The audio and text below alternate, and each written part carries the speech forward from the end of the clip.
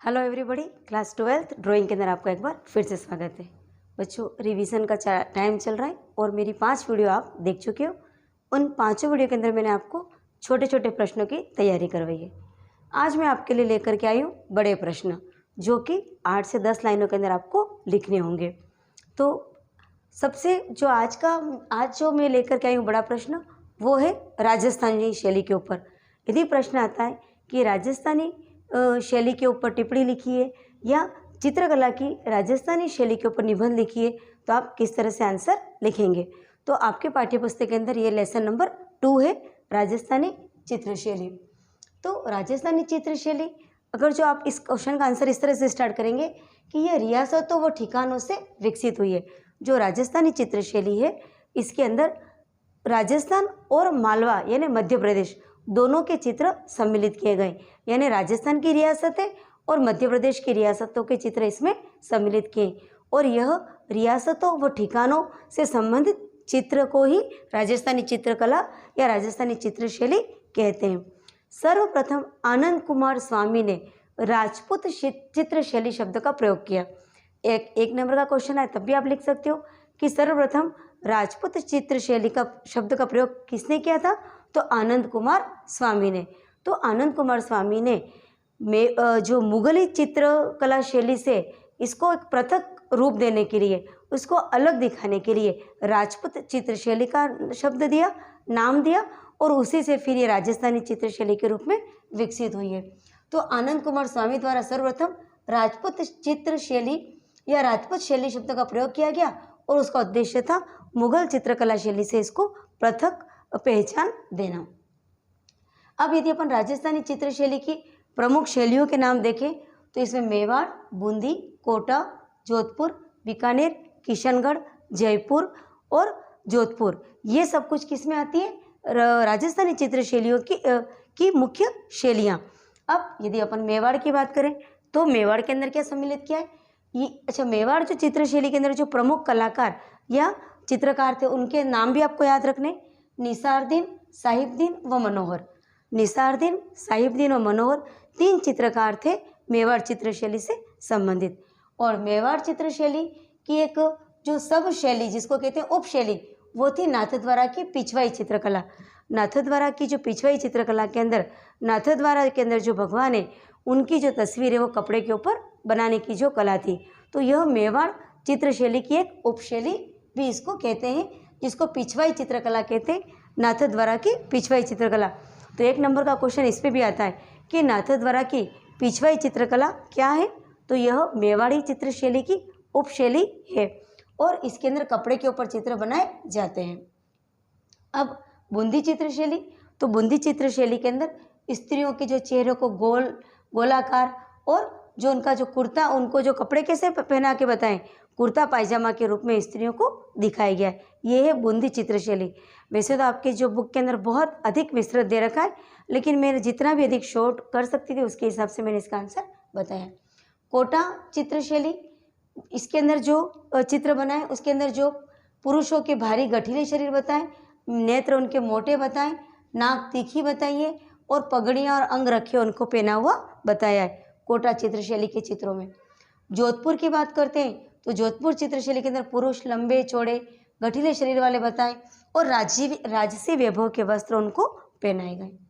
बीकानेरी चित्रशैली की बात करो तो चौड़ा माथा, दाढ़ी मूछ, लंबे केश, ये सब कुछ उन चित्रों की विशेषताएं।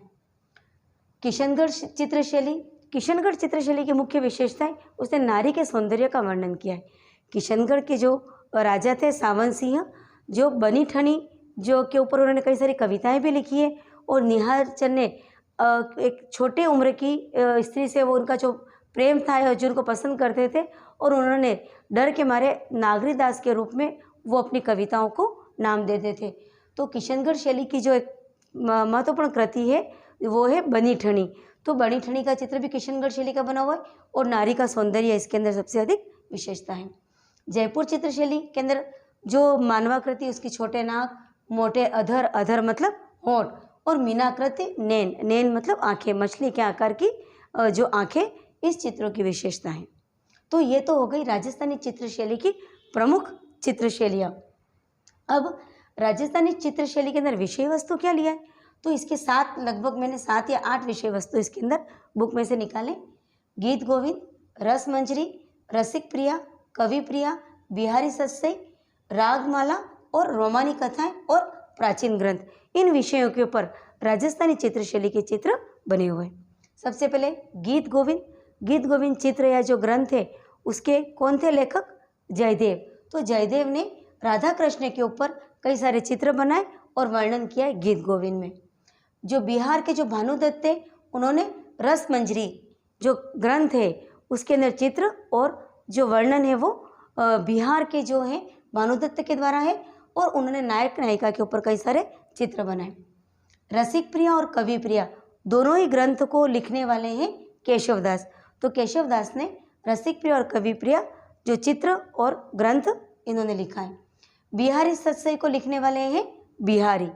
इसी प्रकार रागमाला जो ग्रंथ है उसको लिखने वाले, उसके अंदर रागमाला की जो मुख्य बात यह है कि रागमाला के अंदर परिवार के अंदर जो रागमाला के अंदर जो कहानियाँ हैं या जो रागमाला के ग्रंथ हैं उसके अंदर बताया गया है कि परिवार में एक राग अर्थात पुरुष को राग कहा है, एक पुरुष होता है जिसको राग कहा है और उसकी 6 रागिनियाँ होती है, 6 स्त्रियाँ होती है। इस तरह का वर्णन हमारे इस रागमाला में है। और रोमानी कथाएँ, तो कई सारी रोमानी कथाएँ जैसे सोनी महिवाल की रोमानी कथा है, ढोला मारू की रोमानी कथा है और मृगवात। तो इस तरह से रोमानी कथाओं के ऊपर भी कई सारे चित्र बने हैं और राजस्थानी चित्रशैली का उसके अंदर प्रभाव देखा जाता है। और हमारे प्राचीन ग्रंथों के ऊपर भी राजस्थानी चित्रशैली के अंदर कई सारे चित्र बने। तो यदि हम राजस्थानी चित्रशैली के ऊपर क्वेश्चन आता है, बड़ा क्वेश्चन, तो प्रारंभ करेंगे कि यह रियासतों व ठिकानों से विकसित हुई है। आनंद कुमार स्वामी ने सबसे पहले राजपूत चित्रशैली शब्द दिया था। इसकी प्रमुख शैलियाँ को मैंने नाम बता दिए, साथ के अंदर इसके विषय वस्तु भी 8 विषय वस्तु भी बता दिए।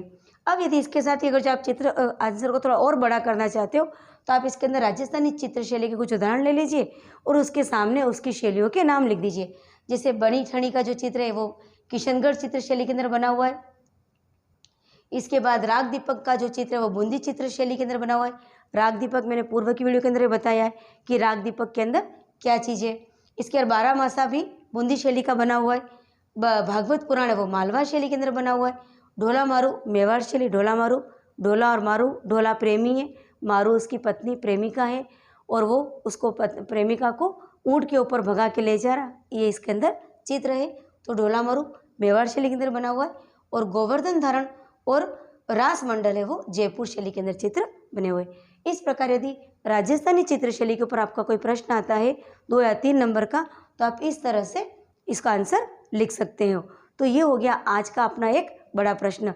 इस बड़े प्रश्न के अंदर 10-15 छोटे क्वेश्चन भी बनते हैं। तो इसकी छोटे क्वेश्चन तो मैं पूर्व की वीडियो के अंदर आपको बता चुकी हूँ और आज मैंने आपको बड़ा प्रश्न भी बता दिया। तो अगली वीडियो के अंदर अपन बड़े प्रश्न के साथ फिर मिलेंगे। तो आज की वीडियो में इतना ही काफ़ी है। Thank you.